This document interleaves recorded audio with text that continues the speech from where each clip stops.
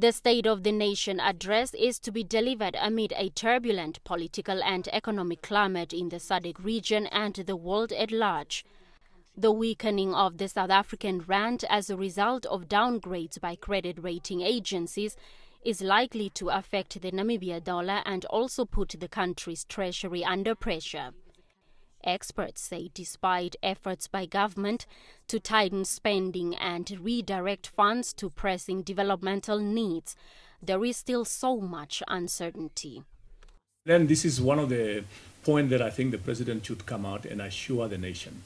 Okay, we are facing these headwinds. What are the tailwinds? What are the the processes and modalities and perhaps strategies that the government is putting in place to make sure that they weather the storm?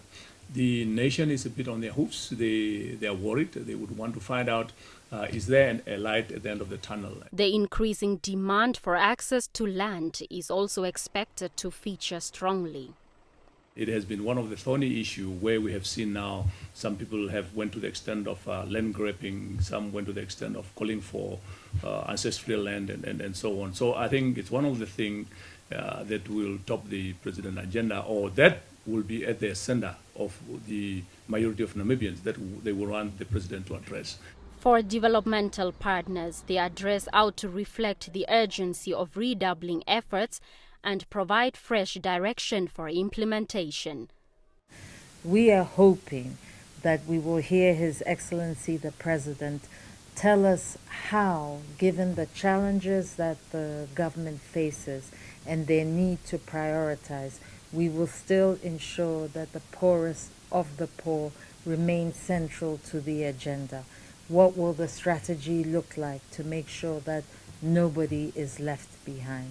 But President Geingob has already been giving some hints on the direction he wants government to pursue, using platforms such as the New Year's greetings and recently the Independence Day celebrations. The tough economic outlook will require us to draw on the experiences and lessons learned during 2016 and to engage in difficult debates over limited resources and competing priorities. We have to revisit our constitution. Everything must be done within our supreme law.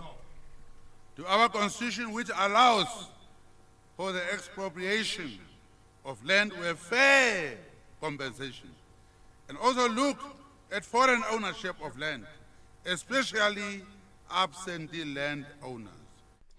The head of state is expected to deliver his third State of the Nation address on Wednesday. Blanche Correses, NBC News.